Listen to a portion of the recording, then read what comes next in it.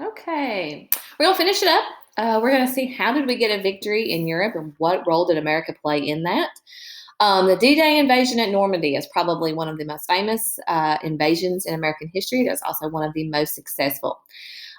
Stalin, remember it, Russia, had urged Allied powers to send armies across the English Channel to France. He says, we've got to liberate France. That was the big deal. If we can liberate France from the Germans, then we have a way to attack them on both sides. Because keep in mind, if you see here, Germany is here. If we can liberate France and we have Russia here and England here, we surround them, and with the help of American troops, we can squash Germany. And so they had a Operation Overlord, which was the code name for the invasion of Europe. General Dwight D. Eisenhower was appointed commander of Allied forces in Europe. And so 156,000 troops stormed the beaches at Normandy in northern France. And what happens on that day is June 6, 1944. The Germans had built an Atlantic wall, but not the amount of forces that Eisenhower was prepared to send. They didn't realize how many forces were coming over. There was a fleet of 5,000 Allied ships carrying troops to Normandy, France, and the soldiers just kept on landing to reinforce the ones that were gunned down or that were stuck. By August 25th of 1944, notice that it did take some time. Notice that it's not a very quick invasion. It's not something that happens all of a sudden. But you've got, in August of 1944, the Allies entered and took over Paris from Nazi rule. This is a huge success for the Allied nations. It liberates France and encourages the rest of the nation, binds hope. You've got the invasion, some of the most famous pictures from the invasion of Normandy. Notice it was an extremely dangerous operation. It was not a guaranteed victory in any sense. But when we free the city of Paris, as you see here in these pictures, it gives hope. What happens then is we continue to fight towards Germany. In December of 1944, the Allies are going to move east, and they're going to meet in Belgium. It is in wintertime, as you can see the snow on the ground. They created a bulge at the front lines, fought primarily by U.S. troops, and this is a U.S. victory, or as an Allied victory. They defeat the Germans in Belgium and able to take over the country of Belgium, which is one step closer to Germany. And so, looking here, Belgium is here. This is France. They are able to get through that line. Germany is here, so they are able to break through these lines. Interesting fact here, the Battle of the Bulge is where you find All's Quiet on the Western Front, because this does happen around Christmas time. You have the Christmas truce that occurs during this time period in history. Okay, so now you can see the Allied nations are squeezing Germany. Okay.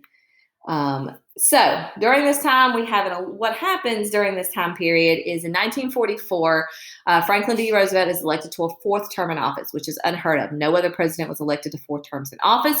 Keep in mind, this is before we had a constitutional amendment stating a president can only serve 2 terms back to back. However, in April of 1945, Franklin Roosevelt dies, and his vice president, Harry Truman, becomes president of the United States. And so we have a change in leadership during this time in the United States, but that doesn't slow us down. Okay, you can see here, this is the home of Franklin D. Roosevelt, okay, during that time. This is Truman, who is going to take over. And in 1945, Germany was collapsing, and the Americans were closing in on Berlin, which is the capital of Germany. German troops in occupied areas begin to surrender. They don't have an option, really. Unwilling to accept defeat, Hitler then commits suicide on April 30th of 1945, and a week later, Germany does surrender to the American forces. Okay, and so they have managed to take over these areas, and at that point, you can see all these blue lines coming in. They just start invading Germany and Italy and start taking over. You can see here, this is the Stars and Stripes, which is the newspaper, commenting on Hitler's death. You see him seated here with his girlfriend. At that point, they both committed suicide together. All right. Extended families, okay, throughout there, just kind of showing you families of those who were close to Hitler that all committed suicide as well. Campaign in the Pacific. So now that we've won the victory in Europe, we now turn our eyes on Japan, because the war with Japan is not over. They are still taking over Pacific Islands, and they are still causing havoc in the Pacific Ocean. And so in 1945, the U.S. forces had captured back the Philippines and the islands of Iwo and Okinawa, which are Japanese-controlled islands. You can see them here, Iwo in February of 1945 and Okinawa in April of June of 1945. So notice how close these islands are to Japan. And so we're very close to a victory. American scientists, with the help of Albert Einstein, had created the atomic bomb at this time. The Manhattan Project had been being conducted in America, and they had had a lot of success with this program. An atomic bomb is a nuclear weapon that explodes due to chemical reactions. So Truman, being president, threatens Japan with the bomb if they will not surrender. And so Japan refuses to surrender. They don't believe in the capabilities of the atomic weapon.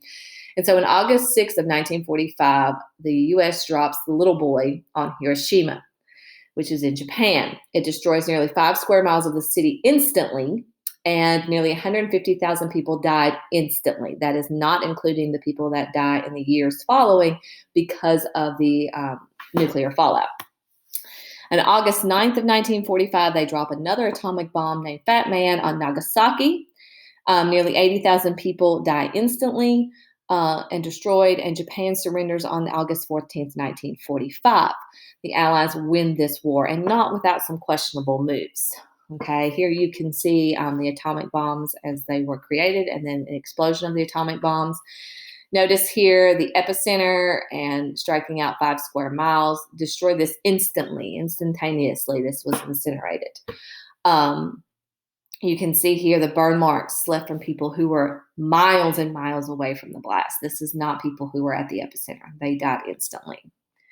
Right here, you can see burned impressions, okay, of waves that came over the bridge. This is an outline of a person who was walking here and was pushed forward with the force of the explosion and was basically incinerated, and the outline was left here. Here's another example of an outline, okay. But it does leave the war ending in both the Pacific. As you can see here, the deaths, millions of people died, okay. Most of them were Allied civilians. You can see here the Axis powers did a fairly decent job of only attacking military, and that's a questionable move. On this 58% has a lot to do with the Americans dropping the atomic bombs on civilians in Nagasaki and Hiroshima. Notice it killed a whole lot more than the Allied military together. Axis powers did a good job of preserving civilian life. Notice only 4% of Axis civilians were actually killed during this time. Aftermath of World War II, of course, much of Europe is in economic despair and cities are completely ruined. 50 million people are dead. The Soviet Union, who is communist, now controls most Eastern European countries, and the U.S. begins to occupy Japan. The Potsdam Conference was, what do we do with Germany? And so in the end, what happens is Germany gets split into 4 regions, as you see here. Poland, you've got this area in red, will belong to the Soviet Union. Eventually, these other areas will belong to the United States. This city that you see here in different colors is the city of Berlin, which will actually be divided itself into 4 sections instead of just occupying. The Nuremberg trials are created to prosecute German war criminals during the Holocaust. Okay, and so now the map of Europe looks very different. Okay, what does happen at the end of World War II that will continue over into the Cold War is we create an Iron Curtain. Basically, the big black line that you see drawn here symbolizes that every nation on this side of that was communist, and then every nation on the other side was democratic in some form. This is going to lead us into a Cold War conflict with Russia in the next couple years after World War II. And so this is going to have a huge impact, but it all relates after World War II ends. And so I hope you have learned a lot from these 4 videos. I do apologize for the length, but there's a lot of stuff going on during World War II that is very important to what happens after World War II. So now you are ready to begin on your assignments for World War II.